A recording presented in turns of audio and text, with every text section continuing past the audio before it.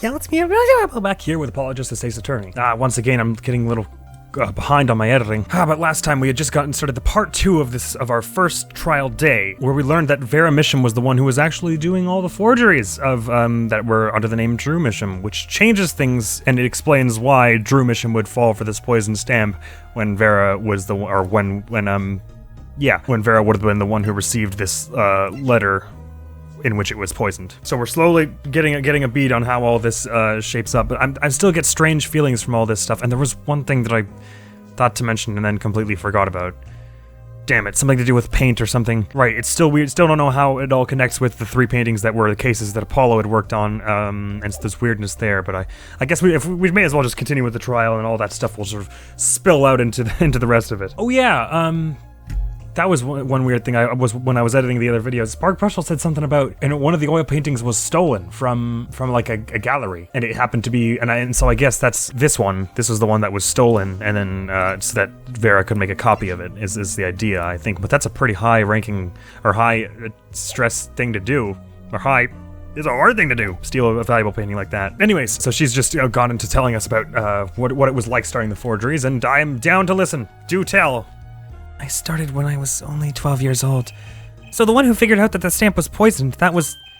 Mr. Justice, it's time. To the courtroom, please. Oh, damn, we didn't get much time at all. Right.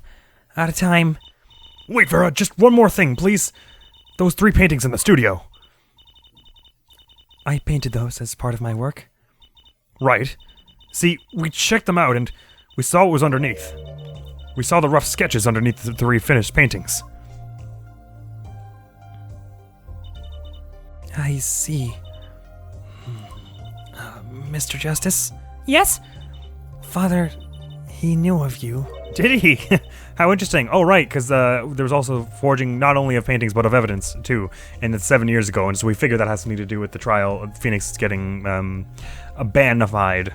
Of both of you. Your late father? He was watching, gathering information. All about the Wright & Co. law offices. But lately, we're not doing just law.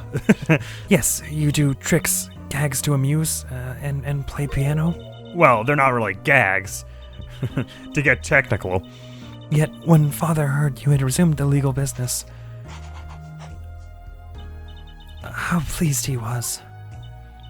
Who was Mr. Misham? How am I supposed to know? What if he was Daddy's daddy? Judging from the relative ages involved, I'd say it's highly unlikely. Things are already confusing enough with all these daddies running around. Oh yeah, that was the other thing that weirded me out. So this with the nail polish thing, and also it was said that she said she'd die if she got out into the lights, which I don't know if that was just her being dramatic or if she's got some kind of fictitious like light sensitivity or something like that. And the fact that she keeps pulling out this nail polish to redo makes me wonder if it's some kind of like antidote for that or something like that. Or maybe the Lucky Charm she was talking about was the sketchbook. Either way, let's get back in there and start cross-examining some more. We know that the victim's daughter, Vera, was the forger. What does this mean for the case? Guess we're about to find out. It means she probably... It doesn't mean anything more suspect of her murdering her father anyways. I wouldn't think. It seems more likely that he accidentally poisoned himself. October 8th, 1:36 p.m., District Court, Courtroom number 3. Of course, it still remains to figure out who actually poisoned the stamp in the first place, because they would technically be responsible for Misham's death. Court is now back in session. Vera seems pretty tense. No joke. She's practically chewing her fingernails clean off. Maybe she's just eating the antidote from her nails. Perhaps you could begin by telling us how it all worked? How did you set up this Drew Misham forger persona? There's that stare again. She's drawn more holes into his head. I know it's hard for you, but hey, he's a handsome guy. What's hard? Very well, miss, if you would. Did you really make those detestable forgeries? Perhaps you'd rather answer my question. Were you the one who painted that painting? The remarkably similar one? Yes. I painted it, yes. Father praised me quite highly for it. This weird spacing in the words. So, she was the one who made the forgeries. Yet she did not wish to reveal the truth of their operation, so the victim was a stand-in, a decoy. To the world at large, he was the forger, not her. Well, not at large, but to the world, the criminal world anyways. I've done a bad thing. I have, haven't I? Regardless, we need a little more information. About, for instance, this. You have seen this before, yeah? Yes. It was in the desk drawer. Very well, you may proceed with your testimony. Tell us everything you know about this envelope. Oh dear. I didn't realize she would be the one testifying so early. That's a little uncomfortable. I wonder what she could really have to hide. She knows she's done a bad crime here, and she's willing to fess up to that one. The forging, not the murder. She's not guilty of that. That's my client you're talking about, me. I created things and Father sold them. This envelope came after my first work. That was other than a painting. Father handled the deal, all of it. Oh, man. A stamp. I received the stamp that was in that envelope. It was after that job that we moved to the current studio. Ah, so you haven't been here for 7 years. Okay, interesting. There certainly was much of great interest in your testimony. Not that the witness realizes it.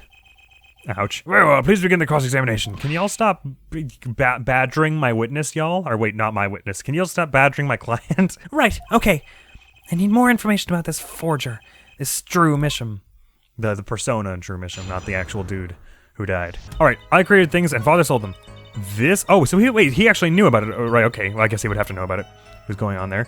This envelope came after my first work. That was other than a painting. My first work that was other than a painting. Father handled the deal, all of it. I received the stamp that was in that envelope. It was after that job that we moved to the current studio. Oh, wait a minute, never mind, that was 7 years ago, so you have been living there for maybe 7 years-ish. The red envelope came after she'd completed her first job. That makes it a letter from her client, whoever wanted a forgery made. Apollo! We're close. We just have to piece together the parts.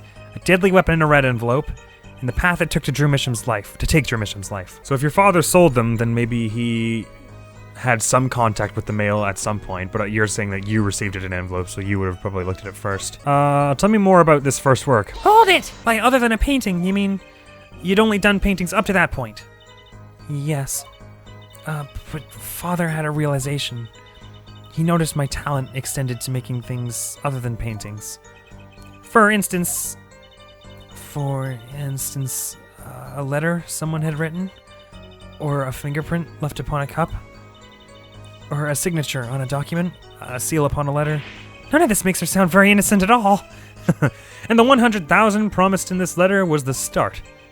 The beginning of a new industry for Drew Misham. A new industry? The creation of items to be used in criminal proceedings. Forging evidence, in other words. Oh. Yeah, this doesn't make her look very good, unfortunately. Well, it's interesting that you brought up forging a letter, because that could easily mean this, right? Hang on, let me just read it again so I understand everything. I've deposited the 100,000 in the designated account.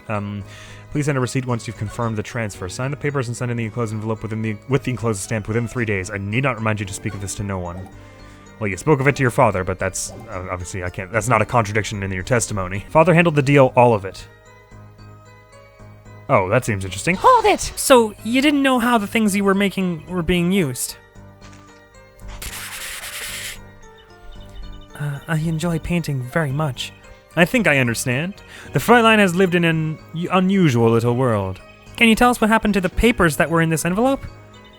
Father signed them and sent them back, I believe.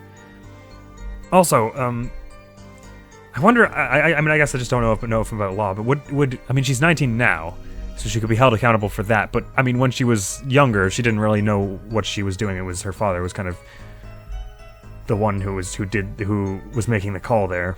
So I don't think she could really be convicted of the forgeries for before she was 19 as well. I guess would it change if she didn't do any by the time she turned 18 or after she turned 18? Either way, that's not what the trial's about now, so I better not focus on that for the moment. Father signed them and sent them back, I believe. Did he follow the instructions? Send in the enclosed envelope with the enclosed stamp. This is a rather important matter. Give your answer some thought. I received the stamp that was in that envelope.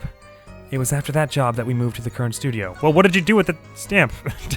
Hold it! I mean, did you put it in the picture frame? What do you mean you received it? No, she drew a crying face because she's anxious. Did I do something wrong? You didn't use that stamp because it was dangerous, correct? deadly poison! On the back! Atroquinine! A moment, Hair Forehead. You can't force an answer upon the witness. Now then, perhaps you would tell me, Fräulein Vera? Why did you receive this stamp? Is something wrong? Cry face again. Oh no, stamp. It was beautiful. Ah, you mean it was one of those commemorative stamps? She erased it and then drew it again just to say yes. Yes, I think it was. So, you didn't know about the poison?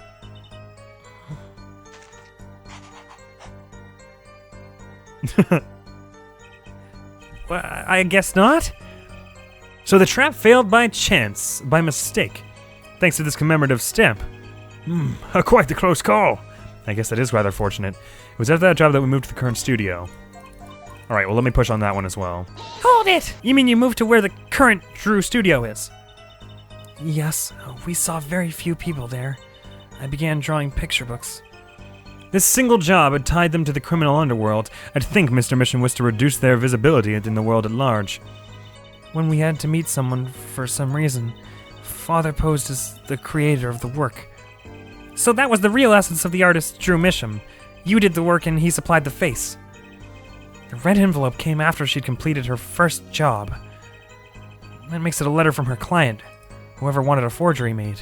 Oh wait, this is the the after speak. That is weird, but I don't see any overt contradictions yet, nor do I have a bracelet. Okay, I think I've pressed on everything except the first one. Let's do that now. You created things and Father sold them. Hold it! So these things you were making, you mean paintings, identical to other paintings, right? The closer they were, the happier Father was. I was happy too. Still, you're quite young now. When did you begin this work? My first painting sold when I was 12. Your Honor! She had no idea what she was doing, that what she was doing was illegal. Damn it. Couldn't even finish saying it before I got objectioned. Easy there, little attorney. You're not here to defend her for the crime of forgery. Yes, I did come and figure that out earlier. True. Please, tell us more about this envelope. This envelope that may very well have killed your father. All right. Or is that just, we've pushed on everything and there was nothing strange? Good. I was worried there that I was missing a big contradiction. So, you really didn't know anything, did you? You had no idea how much danger you were in. Cry face. No, I did not. That makes me so sad. Apparently not. About this commemorative stamp, could you tell us more about it? Draw the stamp. It was very pretty, and more than that. Yes? It was a picture of people I liked at the time. This is something new.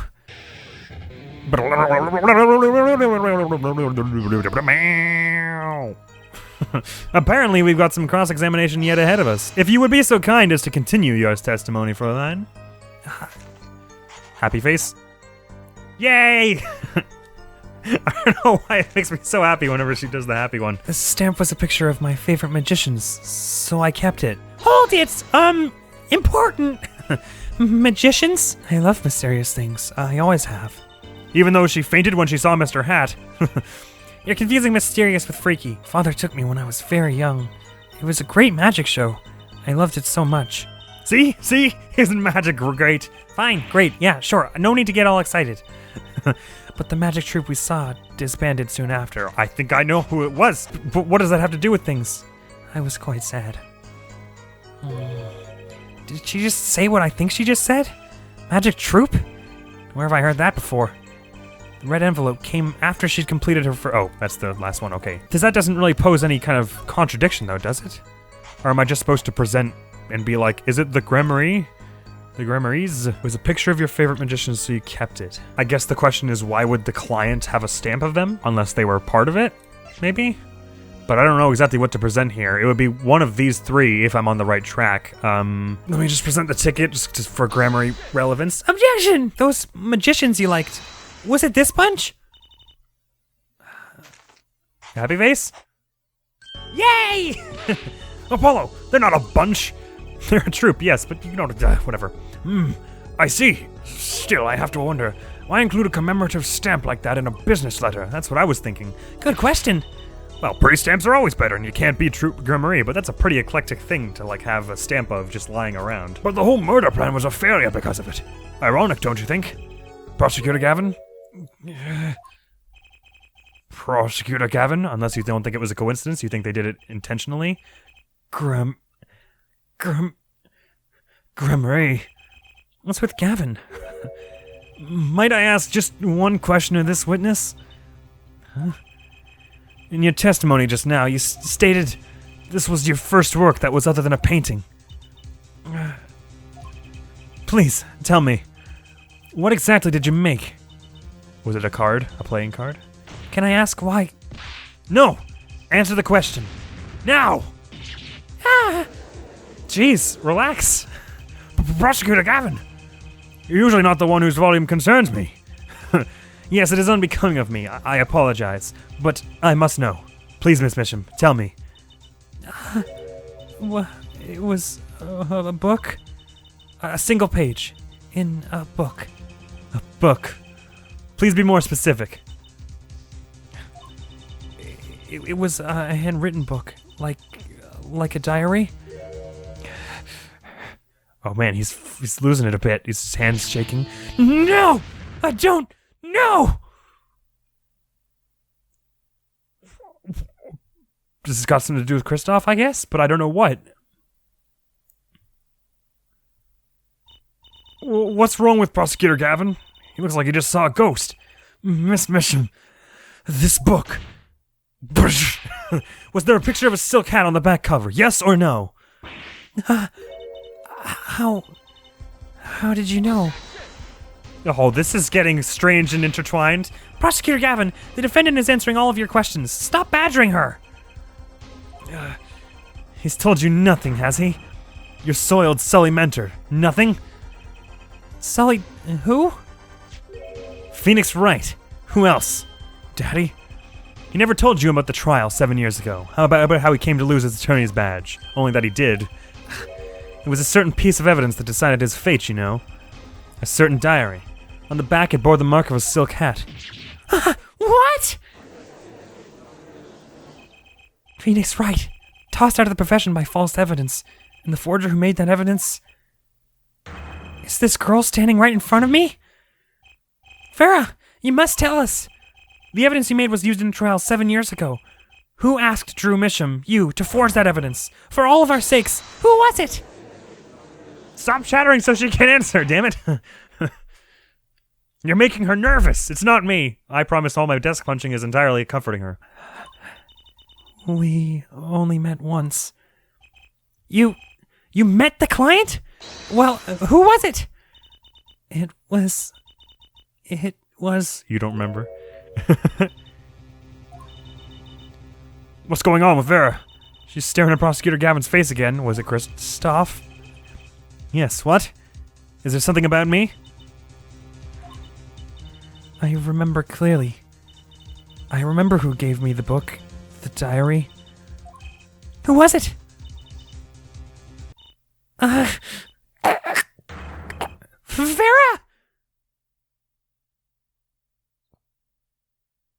What the hell? She poisoned the devil.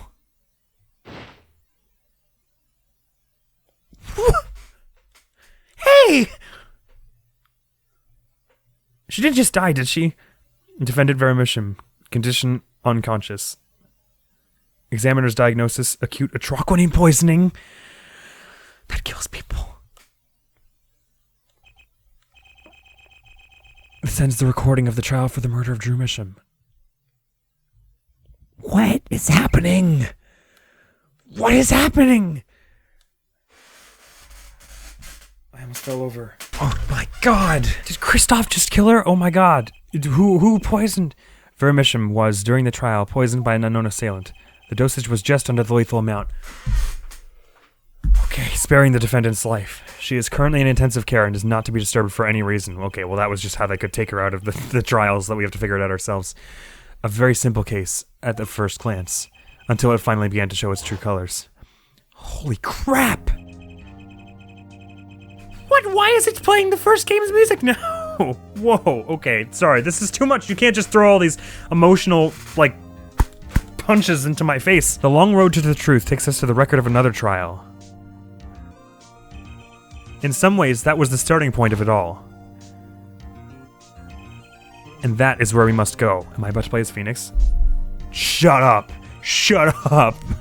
To find the whole truth. Are they pulling an Ace Attorney 3 here? Am I about to be continued right the hell now? You mustn't. 7 years ago, trial part 1.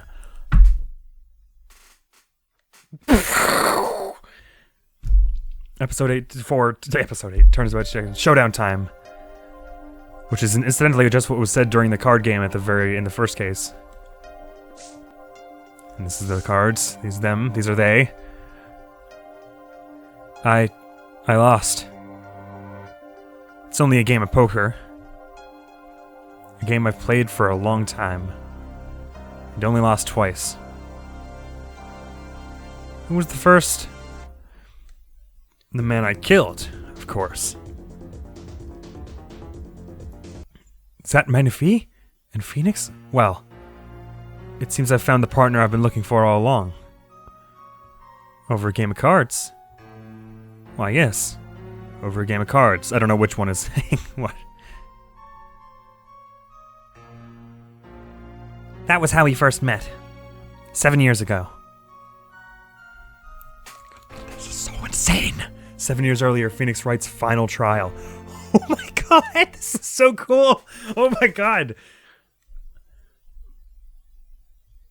So this is like the third game but Apollo is looking back at Phoenix's old trial records as opposed to where it was in the third game. Well, never mind. In the third game was something different. April 19th, 9:27 a.m. District Court, Defendant Lobby number 2. Whew. Okay. It's been a long time since I felt like such a rookie. Gotta try and relax. Good morning, Mr. Enigmar. I'm sorry to have sprung this on you so suddenly. I received the files from your previous attorney only yesterday. Honestly, I'm not entirely sure I'm prepared. I understand I am asking the impossible of you. Looks like, actually, it looks a little more like Zach. I don't really know that we ever know what Manaphy looked like. Hang on, just a damn sec. Oh my god, hang on, I should speak, wait, hang on, I do have to familiarize myself with the case. Shady Enigmar. Shady! But he looks like a magician. Manaphy, okay, this is Manaphy. Shady Enigmar. Has something got to do with Zach, maybe? Usually goes by his stage name, Zach Gramarie. That would explain the locket. Holy crap. Holy goddamn crap. This game is blowing my mind right now, I'm telling you. Sorry, let's just focus a little. My client in this case usually goes by his stage name, Zach Gramarie, age 40. Age 67, gender male. The victim in this case died after being shot in the head while in the hospital. That was what that was, that heart monitor, and then the bang and the 0. Okay, and this is okay. Attorney's badge, type other, one of my positions. It's my all-important badge. It shows that I'm a defense attorney. I wonder what Phoenix says when I analyze it. Hang on. Each attorney's badge has a number engraved on the back. No two numbers are the same. So if you drop it, people will know it was you. Better make sure I don't lose mine. Oh, this is so cool. And this is a photograph of him when he died. Body found in the hospital room. Shot in the forehead. Touch the check button for details. Received during the preliminary hearing. Shot in the forehead. Oh, and he had a nice sleeping cap on, too. Wow. Way to go PGing this up and not putting too much blood on that shot. What is going on here? A gun, a needle, like it's like a pistol. Oh, there's also a clown shot in the head, which is why we heard 2 bangs, I'm guessing, in that recording. So much is happening here. There's a needle that was taken out of his arm. He was writing a diary. I'm guessing this is the forged thing. Holy cripes. Manaphy's autopsy reports received during the preliminary hearing. Cause of death, single gunshot to the head. Estimated time of death, 11 to 11:30 p.m. Anything else? Loss of blood from bullet wound. Malignant tumor confirmed in victim's liver. Interesting. Sorry, and let's continue here. Oh, they've got a little spade. He's got a little spade. Trucy has a diamond, right? On that thing? That's so cool. Or no, so this isn't a spade. This is clubs. Me and cards. Yes, well, you haven't really told me what happened yet. All we did was play cards. And that was enough. Actually, it wasn't. Trust me. Oh, morning, Daddy. I'm so glad you came. You okay, Daddy? I'm picking on you.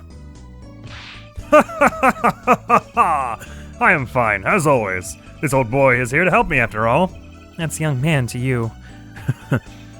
Good morning. That's a cute outfit you have on. Thanks. My first show is today, after all. Jeepers. Oh, I'm sure it is. What the heck is she talking about? Oh, old boy. Huh? Me? Look what he started. Here. Thanks! It seems fate's clock will make me wait a little longer. At least only less than 10 swift minutes remain. To all those who have supported me in my life's work, I give thanks. Farewell. Is this the forged piece of the diary? What's this? I don't know. I just got it over there in the hall. They told me to give it to the old boy in the blue suit with the spiky hair. They said it was really important. What's this? A memo for you or some such? Not from the looks of it. What is this? Looks like a page from someone's diary. I'll give it a read later. Too late. Received from Trucy Enigmar. Obviously this is like Enigma, because they're magicians and stuff. But there's also very similar sounds to Magnifi and Gramarye. Notebook page added to the court record. Heck yeah! I did not expect that I would be anything like this. This is so cool. I'm sorry, I'm all hyped about this. This is awesome. Well, how do you feel about the trial today? We'll get through it, somehow. Incidentally, the prosecutor today is a new guy, I hear. An easy win then, yes? Not necessarily. They're calling him a true thoroughbred in the history of the prosecutor's office. Of course, there's one of those every year. It's true. A switching of attorneys just before the trial. I know it is a difficult situation I put you in. But allow me to say one thing, Mr. Wright. Yes? They will not be able to pronounce me guilty today. So do your best, but do not worry. First time a defendant's ever given me a pep speech. I'll do what I can. I see you do not understand. You see, it will be impossible for them to declare a verdict. Impossible? Yes. Isn't that right, Trucy? Yep. You bet, Daddy. My first look at the case was only yesterday, and the information I was given was a tad bit lacking, to be honest. Still, I'll do what I can, for their sake. I believe the curtains will be lifting any time now. I am in your capable hands, Mr. Wright. I don't feel so capable at the moment. My client is Shady Enigmar, known to the world as Zach Gramarye, a wildly popular magician, star of the Troop Gramarye. His mentor, Magnifi Gramarye, was a rare breed of magician. He single-handedly ushered in a golden age of stage magic, until he was shot dead. And Zach Gramarye is the suspect. Visiting him in the hospital, I guess. April 19th. Was it not March just now? I guess I just read that wrong. April 19th, or remembered it wrong. 10 a.m. District Court, courtroom number 7. Oh, and the colors are all more bright. Okay, that's I thought that going into this game, I was like, it's so weird how the colors of the courtroom are all dark and it's strange. And I thought it was just an art style choice, but there's actually, like, the colors are different in Phoenix's day. That's so whack. This is so cool. And it's the first game song. Court is now in session for the trial of Shady Enigmar. The defense is ready, Your Honor. I'm guessing this is Christoph and not Clavier. Or wait, actually, did we already learn? I can't remember who it was that did it, because it looks like Clavier more than the style and everything. You know, I can't remember actually. Never mind, scratch that. Also, I have a Trucy profile now. Age 8, gender female. Zach Gramarye's daughter, already dressed as the part of the magician to the hilt. Is the prosecution ready? I was just thinking, is this what all the fuss is about? Bit of a buzzkill, really. Buzzkill? Is this some new kind of crime? One of the worst. This is a trial, yeah? Where are the sweaty palms, the pounding hearts? A Gaviner's concert's got 10 times the thrill this gig's got. Okay, it's probably Clavier then, for sure. Who were you again? Clavier Gavin. I came to get the party started. Legally, yeah? Gavin? Defense attorney Christoph Gavin's... Figures my bro is more famous in this part of town. Clavier Gavin, lead singer for the mega hit band The Gaviners. You're out of your league, rock boy. I know what you're thinking. You're out of your league, rock boy. True, my debut single, 13 Years Hard Time for Love, went platinum overnight. But that's just a hobby to me compared to this, yeah? Talkative, aren't you? I like your affected Euro rock accent, by the way, that the player is definitely using. I'm just getting warmed up, Herr Tony Wright. Perhaps you would be so kind as to fill us in on the case. Achtung, baby. Time to call in the opening act. What was his name again? Ah, yes, Detective Gumshoe. Hit it. Hey, good to see you. I've missed you. Where's Maya? I want Maya. I think I'm actually not even sure if she's in Dual Destiny. She might only show up in Spirit of Justice. Well, we'll get to that shortly. And you are? Hey, you were the one who called me up here. So, name's Dick Gumshoe. I'm a homicide detective down at the precinct. Detective Gumshoe, long time no see. Not that long. He was in the third game, I thought. And this is in that same year, right? Hey, you! Huh? Me? Today's the day, pal. Day I win and you lose. I got confidence in my testimony today, see? What, you normally lack confidence in your testimony? Herr Detective, this is my stage. Gan the antics. Huh? All this hey-youing and such. And I could care less about your history together. Very well, Detective Gumshoe. If you would, please tell us about the case at hand. It happened 6 days back, in a room at the General Hospital. I'm so excited. This is so cool. The facts are as simple as they come. Here's the crime scene. The victim was a patient, asleep in a hospital bed. The killer comes in, puts a pistol to his forehead, and bam, lights out. Them's the facts. Not so long ago, the victim, Magnifique Gramarye, was a famous man. Oh, the judge disappeared for a second. Did you see that? He had the entire country under his magical spell, as it were. Ah, yes, the great magician. He retired years ago, though. Say the name Magnifique to one of my generation, and you'd be lucky to get a blank stare. Yes, though I'm sure the youngsters today know his disciples even better. I dare say Droop Gramarye has made quite a name for themselves. Anyhow, the retired Magnifique's been in the hospital for over last year. What was it? Ignorant tutor or something? Doing something to his liver, I think. Yeah. A malignant tumor, perhaps. In other words, he had liver cancer. He had only 3 months left to live, in fact. Magnifique's chart added to the court record. I want to look at that, please. Diagnosed with a malignant tumor, given 3 months. Also, was there any note about the diary page? Mysterious paper received just before the trial. Right, okay. Which we are pretty sure is forged. Magnifique Gramarye, age 67 male. Malignant tumor in the liver has progressed to the final stage with no hope of recovery. Patient has 3 months to live. Patient has chronic diabetes, requires regular insulin. I'm guessing that was what it was in the IV, or the tube here. I don't know what color insulin usually is. The facts do seem simple enough, but something's not right. The victim was already climbing a 3-month stairway to heaven. Why not wait for him to knock on heaven's door? Why shoot him? I wouldn't have put it quite so lyrically, but it's true. Why make the effort to commit murder when the victim was about to die? Guess it's something they could have told that they didn't want telling. Because there was also, like an image of a gunshot that happened in a show, not just in a hospital bed, right? So I'm guessing whoever that was didn't want them talking. Magnifique, that is. Incidentally, the victim had a serious case of diabetes. Diabetes. In fact, he was about to shoot up with insulin when he was shot with a pistol. The syringe was found at the crime scene. Oh, okay, so maybe that's not what the drip was for. Chronic diabetes and cancer. As much as it pains me to say it, the victim was clearly at the end of his life. Yes, you seem very pained. Small syringe, type evidence, submitted as evidence by Prosecutor Gavin. I'd also like a look at that. Burk. I believe the question before us is clear then. Hang on. Hold your horses. Used for administering insulin shots. Has been washed and shows no signs of use. Well, that would be because it's been washed. I would think. Let's have a look at this, shall we? Covers on it and everything. Any weird marks on it? Examine. I always hated getting shots. I guess Magnifique was giving himself the insulin shots. There's no way I could do that. Wait. If Magnifique used that to inject his insulin, why are there no traces of it having been used? Something to keep in mind. That is weird, right? Well, I mean, I guess because it was washed, but still. Why bother washing it why wash it if it's evidence? I believe the question before us is clear then. Why did the killer have to shoot this dying man? What reason could he have had? Very well, Detective. Perhaps you can enlighten us as to the circumstances of the shooting. Yes, sir. The circumstances. Actually, and it's got the old cross-examination music too. Oh, that's whack. Actually, the victim kind of ordered the defendant to do him in. A few days before it happened, the victim sent a letter ordering his own murder. The defendant did what was asked of him and shot the old man in the forehead. The bullet was fired from the pistol found at the scene, no doubt about it. And the pistol definitely belonged to the old man, sir. What? You're saying the victim ordered his own shooting? Those are the facts. I have here the letter in question.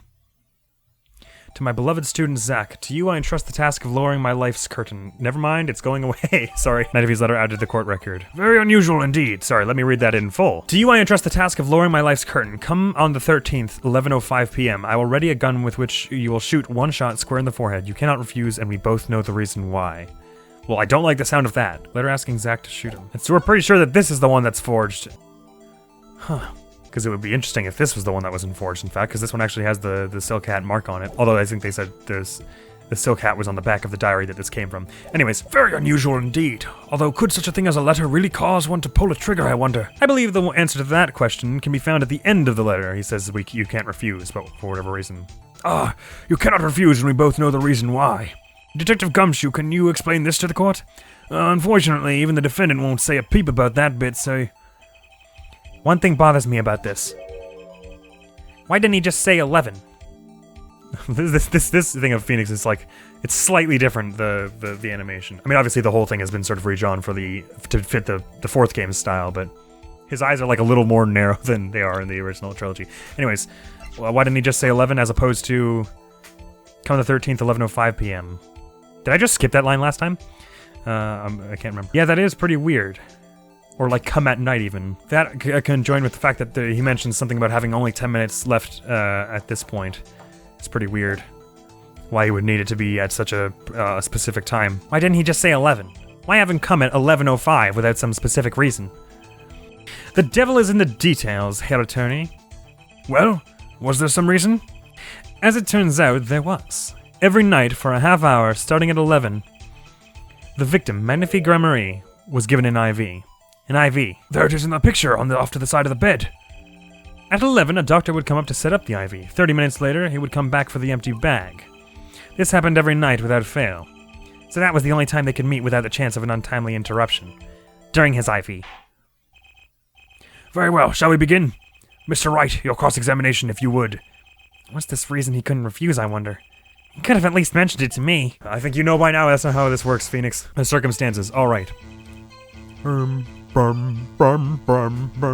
Cool. Right, I can't sing along with it. Anyways, let me save here, just in case calamity should strike. Okay, actually, the victim kind of ordered the defendant to do him in. A few days before it happened, the victim sent a letter ordering his own murder. Oh, and it's cool that I don't have the bracelet anymore, because obviously Phoenix doesn't have that. The defendant did what was asked of him and shot the old man in the forehead. The bullet was fired from the pistol found at the scene, no doubt about it. And the pistol definitely belonged to the old man, sir. I didn't have time to gather all the details before coming in here. This testimony might be my only source of information. Better pay attention and read this letter carefully. Yeah, didn't he say bring your pistol or something? No, I will ready a gun with which you'll shoot. One shot. Right, okay. So that makes enough sense. But he does say one shot square in the forehead, and we obviously have two shots. One in the forehead of the clown, one in the forehead of the not clown. But obviously he hasn't testified about anything about that, so that's... I can't really bring anything up about that, I wouldn't think. Also, maybe it's just because they're trying to keep it PG, but it seems weird that there's like very little like gunpowder or anything around here. Or not even... I guess this wouldn't leave like a shell, would it? I don't really know about guns. Anyways, let me push on some of this verse though. Kind of ordered the defendant to do him in. A few days before it happened, the victim sent a letter ordering his own murder. Hold it! Hold it! Wait, that was the first time I've out loud holded it as Phoenix. Hold it! And this letter was sent by the victim. There it is. Gotcha. You're all mine this time, pal. Huh? I had the handwriting checked out, of course. It's the victim's, no mistake. Ah, I see. Score one for the boys. I didn't lose, I was just ascertaining the facts. So why am I so annoyed? But a letter ordering your own death. Things aren't what they used to be, I guess. I'm not sure this is exactly commonplace even now, Your Honor. So anyway, guess I'll keep going while I'm ahead. Defendant did what was asked of him and shot the old man in the forehead. Hold it! How can you be so sure? Hey, you gotta learn to stop relying on people to do your thinking for you, pal. Learn to think for yourself. Get that noggin cranking. You fail to grasp the concept of questioning, Detective. Voice, we got this letter. It says shoot in the forehead, loud and clear. I can see that, but I still wouldn't do it. Well, maybe you need to grow yourself a backbone, pal. You fail to grasp the concept of shooting people as bad, Detective. We also found the defendant's pistol at the scene. Oh, how I've missed Phoenix's panicked inner thoughts. Traces of gunpowder residue shows that it is... Traces of gunpowder residue show that it has been fired recently. Well, Mr. Wright, as far as I can tell from looking at this photo, there seems to be no issue with the prosecution's claim. The claim that he was shot in the head? The photo. Maybe there's something in there that I can use. So they're saying the defendant shot the victim in the forehead. I think there's a hole in the prosecution's argument. Clearly, Mr. Enigmar... I mean, he did shoot something else as well, but I can't say he didn't pull the trigger. Hang on. Yeah, it seems unlikely that he shot himself if this picture wasn't messed around at all, because how would he have shoot himself and then have the gun fall there in his hand under the table? Or under the blanket. Cool, I would say shot something else. Shot something else. Looking at this photo, another possibility occurs to me. Yes? What does the letter tell us? That the defendant had a reason he couldn't refuse his teacher's wishes. Bingo, pal. That's why the defendant popped him one in the forehead. Oh? The defense disagrees. You see, the defendant had another choice he can make. That's what I was waiting for. What, and you can prove that with this photo? I can prove he had a choice, yes. The defendant might have fired like he was ordered, but he didn't shoot the victim's forehead. Well, let's hear what you're thinking, Mr. Wright. If he didn't shoot the victim's forehead, what did the defendant shoot? This clown over here. Take that! A clown doll. Take a closer look. See? It's been shot in the forehead, too. There's a hole in his forehead. I guess that doesn't mean he didn't shoot Magnifi, but it's something to point out. Yes, and a hole in the prosecution's claim. Huh, and I suppose you have a reason as to why you'd shoot the clown doll. Nope. He didn't just shoot the doll. He shot the doll's forehead. His forehead? Let's read the orders once more, shall we? You will shoot one shot square in the forehead. Which is exactly what he did. He shot the clown doll square in the forehead. Without necessarily killing Magnifi. The defense has raised an intriguing possibility. That hole in the clown's forehead. He definitely looks like it was shot. Bailiff, send someone to investigate this matter. Well, don't say they can't send anyone. Oh, I thought he was just gonna be like, don't send someone. I admit I'm impressed, but I expected nothing less. Still, this doesn't mean he didn't shoot the victim. It doesn't. Objection! Perhaps he did have to shoot a forehead, as ordered. But the letter says nothing about whose forehead. This was the only way he had to follow his orders without taking a life. The bullet hole in the clown doll's forehead does demand an explanation. It might very well be a clue. Yet Prosecutor Gavin is right. It alone does not prove the defendant's innocence. It's true. You cannot say for sure that the defendant didn't shoot the victim. So sorry, Mr. Wright. How sad it is to see the mighty fall. How sad it is to see the novice's overconfidence. He doesn't realize just how big this little hole is gonna get. Well, you don't necessarily know either, do you? Detective Gumshoe, please take this newfound fact into account as you continue your testimony. So what if he shot the clown? He still shot the victim, pal. Hold it! So let me get this straight. You're saying my client first shot the clown, then shot the victim? Hey, not a bad summary, pal. More of a confirmation than a summary, but whatever. That was really more of a confirmation than a summary, but our defense attorney seems pleased enough with himself. Do these people ever miss a chance to mock me? Well, now that Mr. Wright's gotten that out of his system, shall we continue with the testimony? Interesting. The bullet was fired from the pistol found at the scene. Note about it. Did I already push on this? Hold it! You mean this pistol, the one in the crime scene photo? That's the one. It's a funny looking gun, so there's no mistaking it. We compared the bullet taken from the victim's skull with a bullet fired from this gun. The rifling marks on the bullets were a perfect match. So, you verified the murder weapon, in other words. You bet we did. Okay, that's good. No doubt, no room for error there. Pistol definitely belonged to the old man, sir. Hold it! Why are you so certain? What pile of sand has your head been stuck in all this time, pal? You never heard of Zack and Valen's quick draw shoot 'em? Huh? What's that? One of the defendant's specialties.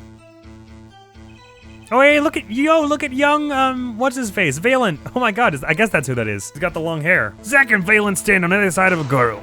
Then they shoot, but the bullets don't hit her. Instead, they hit everything else on stage. This was one of the pistols they used in their show. Got a great design, huh? The kids love it. Many boys and girls joined the police just because of that pistol, I hear. You know, that would explain a lot about the police force. Troop Grammarly stopped doing that act a while ago. The old man held onto that pistol ever since. The court would like to see the pistol in question. Yeah, if it's a pistol for use in a stage show, it's gotta have some kind of trick to it, right? You got it, sir. Here she is. Well, this truly is a blast from the past. It's a stage pistol for magic shows, see? But it can fire real bullets. It looks so much bigger in real life than on TV. Yeah, but it can only hold one round. That's weird. By the way, the pistol's firing chamber is empty. And it shows traces that haven't been fired recently. Yes, did we not already confirm this was... Well, anyways. So, were any fingerprints found on the gun? Unfortunately, no. Of course, the defendant is known for wearing gloves. We might say that a lack of fingerprints is, in fact, a fingerprint of its own. You may not say that. That is not evidence. Ha! Intriguing point, well made. Whoa, whoa, whoa. Not well made, not intriguing. In any case, the court accepts this evidence. Stage pistol added to the court record. My grandchild would get a kick out of seeing this. But now it's time to return to our testimony. Right, I figure so. Alright, good thing that we got this now. Stage pistol attack weapon submitted as evidence by Detective Gumshoe. Fires 1 real bullet. Rifling marks match bullet found in the victim. No fingerprints found. 1 real bullet and 1 fake as well? Is that what they're saying? Let's have a look. I don't see anything really funky on it. Oh, hello. If you look closely, you can see how the pistol's made to bend here. It's a one-shot only model, and I guess this bend is where you load it. So, this is the famous Grammary Golden Gun. They say kids used to love pretending they had one of these. Ouch. I wonder if they pretended to miss their targets too. Huh, no fingerprints found. So what if he shot the victim, the clown? He still shot the victim, pal. It's definitely weird that it's a one-shot thing and... Oh wait, didn't he say he only brought 1 bullet or something in the letter? Hang on. I will ready a gun with which you will shoot 1 shot square in the forehead. So if that was his plan, then he only would have brought 1 bullet, right? Okay, I guess this is where I can put that. So what if he shot the victim as the clown? He still shot the victim, pal. But in the letter, he does specifically say he will ready the gun with 1 bullet. Objection! That was not very good. Objection! Oh, that was wrong. This evidence clearly reveals the contradiction in that statement, Your Honor. How exactly are the evidence in the statement just now related? They aren't, are they? Not at all. Mr. Wright, please think the facts over before making accusations. I don't think that one made any points with the judge. Oh, how I missed that one. Maybe I'm supposed to... Wait, did I already push on this one? Hold it! Hey! Not a bad... Oh, wait, no, we already had this one. That seems wrong, though, right? Because he said he would only load it with 1 gun. Or load it with 1 bullet. I think that's the contradiction here. I'm just not sure how to get it going. Maybe let me just push on this because I didn't yet. Hold it! Just because he got the letter doesn't mean he went through with it. No, I disagree. The victim was, indeed, shot in the forehead after all, just as he had commanded. It could be a setup, but let's not be in such a hurry. Maybe we should let the witness talk for a change. Thanks, pal. Fine, I can play it slow as well as I can play it fast. On with the testimony, Detective Gumshoe. Right, okay, just making sure there was nothing I was missing there. I think we pushed on that already. The victim did with his ass and shot the old man in the forehead. Hold it! But it might have been the clown's forehead he shot. Okay, so he practiced voice on the doll, then shot him. He practiced in the middle of the hospital. Anyone could come in at any moment. Yeah, but no one did come, did they, pal? Well, we don't know that either. Besides, it's what I would have done. Always look before you shoot, I say. Might I suggest we move on? This is getting us nowhere. Patience. We'll get there sooner than you think. Very well, please continue with your testimony, Detective. Right, surely one of these, I'm gonna push on it and they'll be like, do you have any problems with this, Phoenix? And he'll be like, yeah! What was from the pistol at the scene? No doubt about it. Hold it! You mean this pistol? The one in the crime scene? Wait, we already did this, right? That's how we got the gun, right? Pistol definitely belonged to the old man, sir. Unless I'm supposed to put the gun here just to say that it only fires 1. Objection! Okay, that's what I was supposed to do. I thought the letter would be enough. The trickiest cases often seem the simplest. Prosecutor Gavin, you missed the bullet hole in the clown's forehead. If you hadn't missed that, you might have come to a very different conclusion. Understand? Yeah, but like I just said, pal, after he shot the clown in the forehead, he went and... Objection! Did nothing of the sort to the victim.